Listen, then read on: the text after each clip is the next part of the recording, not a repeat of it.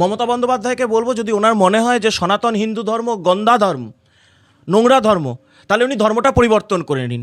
উনি এমনি হিজাব পড়েন, কলমা পড়েন, তাহলে এইবার একদম সমস্ত আচার অনুষ্ঠান মেনে ধর্মটাও পরিবর্তন করে নিন, ইসলাম ধর্ম কবুল করে নিন। আর বাকি কি রেখেছেন উনি? লা ইলাহা ইল্লাল্লাহ সবই তো বলছেন, তাহলে ইসলাম ধর্মটায় চলে যান। ইসলাম ধর্ম গ্রহণ করে উনি একেবারে যেমন যে ধর্মের উনি তোষণ করছেন, রেড রোডে দাঁড়িয়ে ঈদের মঞ্চে দাঁড়িয়ে যে ধর্মের উনি তোষণ করছেন, ভোট ব্যাংকের রাজনীতি করছেন, একেবারে চলে যান না ওই ধর্মে। কে থাকতে বলেছে আপনাকে? আর কত আপনি অপমান করবেন হিন্দু ধর্মকে? আর কত আপনি অপমান করবেন আমাদের ধর্ম, আমাদের ভাবাবেগকে? লজ্জা লাগে না? বিধানসভায় দাঁড়িয়ে বলবেন আমি ব্রাহ্মণ সন্তান, আমি ব্রাহ্মণ কন্যা, আমি হিন্দু, আর এখানে এসে রেড রোডের মঞ্চে দাঁড়িয়ে ধর্মের রাজনীতি করবেন, বলবেন যে হিন্দু ধর্ম গন্দা ধর্ম? লজ্জা হওয়া উচিত মাননীয় মুখ্যমন্ত্রী। আপনি বলেছিলেন না আপনার বাবা স্বাধীনতা সংগ্রামী, সেই স্বাধীনতা সংগ্রাম যিনি লড়েছিলেন তার কন্যা আজকে এই কথা বলছেন। মমতা বন্দ্যোপাধ্যায়, যদি সামান্যতম আপনার মধ্যে হিন্দুত্বের রক্ত রয়েছে, যদি রক্তের মধ্যে শিরায় ধমনীতে হিন্দুত্ব রয়েছে, জানি না রয়েছে কিনা, যদি রয়ে থাকে তাহলে অবিলম্বে পদত্যাগ করুন আর ক্ষমা চান। এই কথা আপনি বলতে পারেন না। পাল্টা একটাই, যে আর আপনি থাকবেন না এই ধর্মে।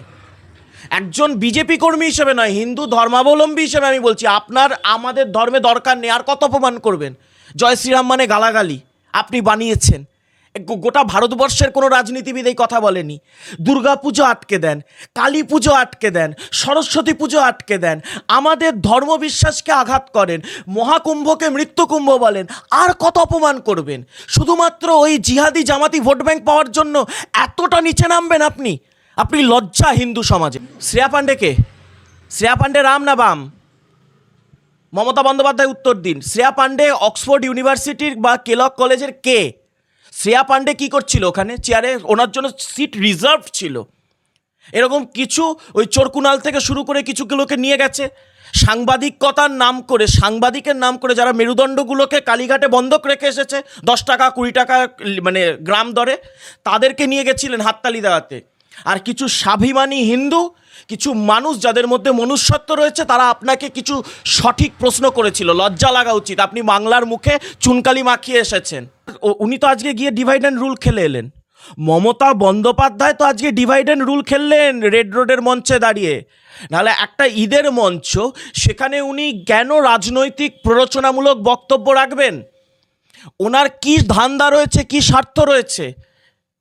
উনিই তো আজকে গিয়ে প্ররোচনা দিলেন। আমরা তো ডিভাইড অ্যান্ড রুল করিনি, আমরা তো হিন্দু ঐক্যের কথা বলছি, গোটা ভারতবর্ষের ঐক্যের কথা বলছি, সনাতন ধর্মের ঐক্যের কথা বলছি। এবার জাত ছেড়ে, জাতের রাজনীতি ছেড়ে ধর্মের রাজনীতি করুন, যে কথা স্বামী বিবেকানন্দ বলেছিলেন, যে ধর্মকে ভারতকে আত্মস্থ করতে হবে। আমরা তো সেই পথেই আছি। আমরা স্বামী বিবেকানন্দ, ঋষি অরবিন্দের পথে আছি। উনি কার পথে আছেন? হাফিজ সৈয়দের পথে আছেন না ইউনুসের পথে আছেন? সেটা উনি ঠিক করুন।